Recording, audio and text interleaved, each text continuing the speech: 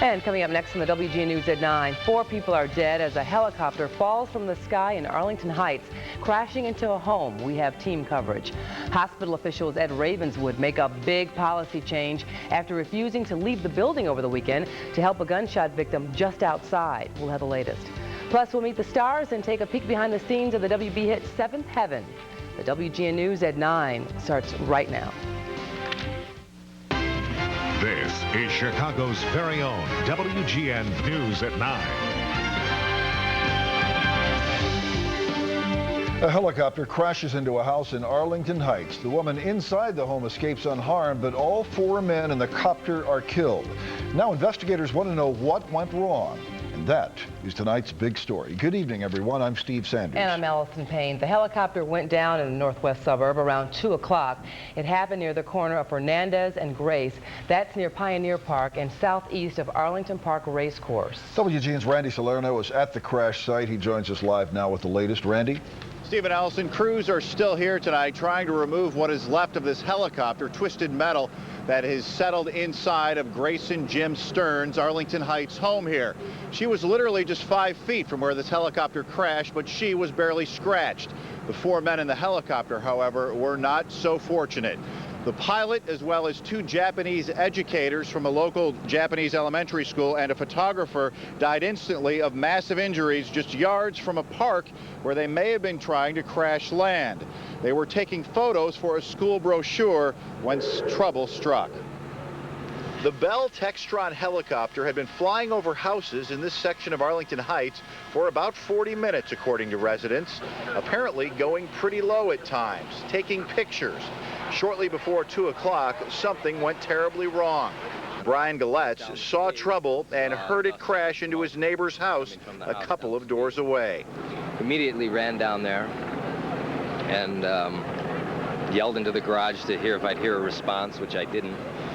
Yelled into the house and got Mrs. Stern out of her house, and she was okay. 68-year-old Grace Stearns was playing a game on her computer just 5 feet from where the chopper and spinning blades came crashing into her house. She was right there. She was right in that corner. There's a computer there. She was working at the computer in the corner right by the garage, and she's fine. She had some debris in her hair, but that fell when she was sitting there, but she's fine. 70-year-old Jim Stearns is usually working in the garage. Today, he was at jury duty. There were 4 men on the helicopter. The pilot was experienced, some 4,000 hours. 2 others were from Fudabakai Elementary School, a vice principal and a teacher. They had hired the 4th, a photographer, to shoot aerial shots of their school and other spots. The company that owns the copter, Rotors in Motion, says that they've had no problems with this particular machine. According to the owner of the company, there was absolutely no problems with the helicopter. It's a 1979 Bell helicopter. Flown many hours in the air with absolutely no problems. The National Transportation and Safety Board investigation will take months.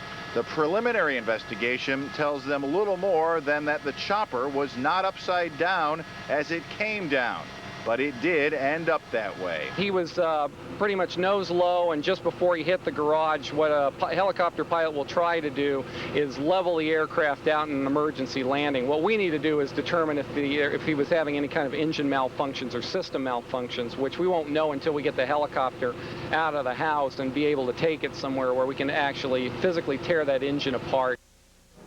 And most of that helicopter is out of here by now in a flatbed truck. They'll take it to a warehouse where they will try to determine what went wrong. A chopper like this, we're told, does not have a flight data recorder, so all of their evidence will have to come from what was left of this helicopter and from interviews with people who saw it go down. Meantime, we went to the elementary school tonight to try and see if anyone there had a comment. They, however, are trying to deal with this tragedy and reserved any comments until tomorrow. Reporting live from Arlington Heights, Randy Salerno, WGN News. All right, Randy, thank you. And just to go over some information on that helicopter that crashed, it was owned by a company called Rotors in Motion, based at Waukegan Airport. The chopper was a Bell Textron Model 206L. That's a single-engine, turbine-powered craft. Officials say that the 1979 Bell helicopter appeared to have no mechanical problems. Pilots who have flown the Bell Textron say it is a very forgiving ship to fly and one of the safest engines there is to land. When a helicopter loses the engine, the rotors, the main rotor blades still freewheel. They disengage, and it's called an auto rotation. And the Bell Long Ranger has nice, long, heavy blades. There's a lot of inertia there, and they can usually carry it to the ground pretty good if in the event that there is an engine failure. It's a very stable helicopter. Today's winds were gusting 29 to 30 knots, but pilot Willis says wind should not have been a factor with a chopper that size. Family members and members of the aviation community tonight are grieving the loss of the pilot who was flying the chopper. His name was Scott Maris. Maris celebrated his 40th birthday just last Thursday. He was married and had 2 young children. Maris worked as a helicopter pilot for 12 years, and family members say he loved his job. To recap tonight's big story, 4 men are killed after their helicopter crashes into a house in Arlington Heights. They were flying in a 1979 Bell helicopter that's a single-engine turbine-powered craft. Investigators from the National Transportation Safety Board are on the scene. They're trying to figure out what caused the helicopter to go down. Our other big story tonight, Ravenswood Hospital is making a major policy change after a 15-year-old boy died just steps away from the emergency room. 3 people are now charged in that weekend shooting death. 17-year-old Lionel Duran and 21-year-old Salvador Aguilar are charged with first-degree murder. Another suspect, 16-year-old Oriano Fajardo, is also charged. The 3 are accused of killing 15-year-old Christopher Searcy. But it was Ravenswood Hospital's response to the wounded teen that outraged the community. WGN's Eddie Aruza is live in the newsroom with details tonight. Eddie. Allison, we received a call from Ravenswood Hospital just a short while ago informing us that tonight they've rescinded that policy of not allowing staff to leave the hospital in order to help someone in need. It was that policy that stopped them from treating Christopher Searcy as he lay shot and bleeding just outside of their emergency room. Now, the policy change comes after a day of angry finger-pointing over what should have been done to save the boy's life.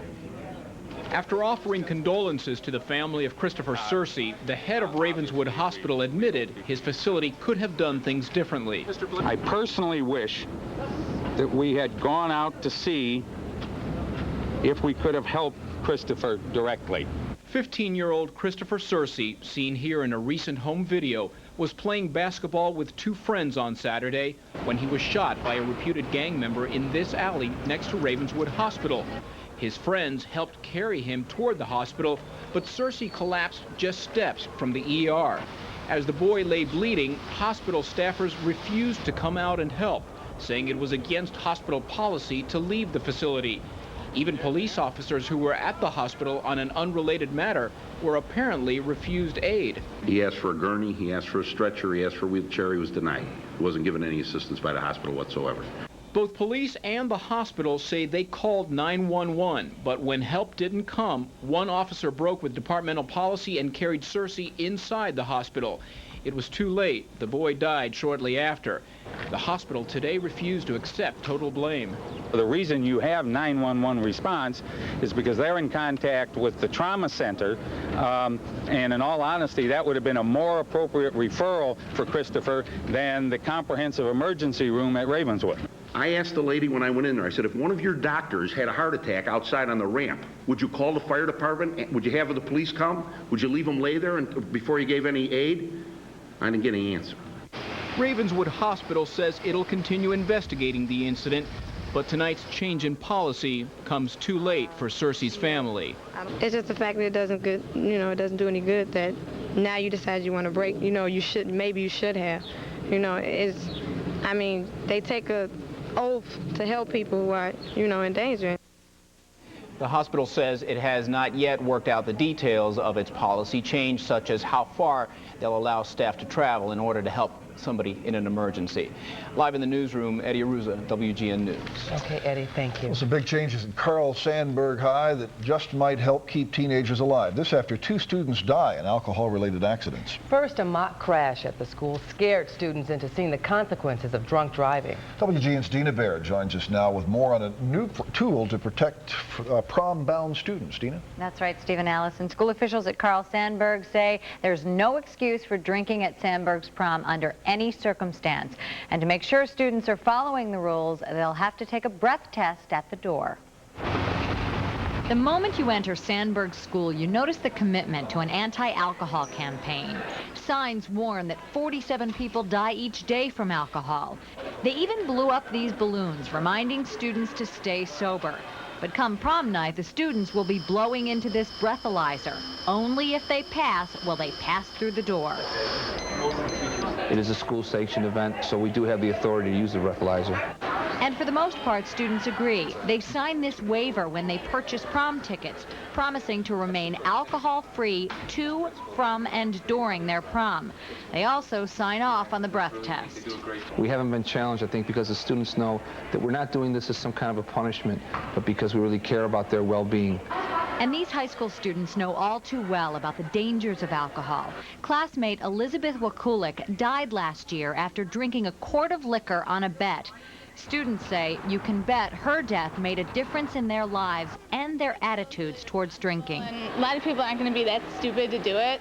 So as Sandburg teens shop for their formal wear, they say the idea of a breath test at prom actually makes them and their parents breathe a little easier. It might, deter some children. It certainly doesn't, I don't feel it's an infringement. I think the breathalyzer will save a lot of lives.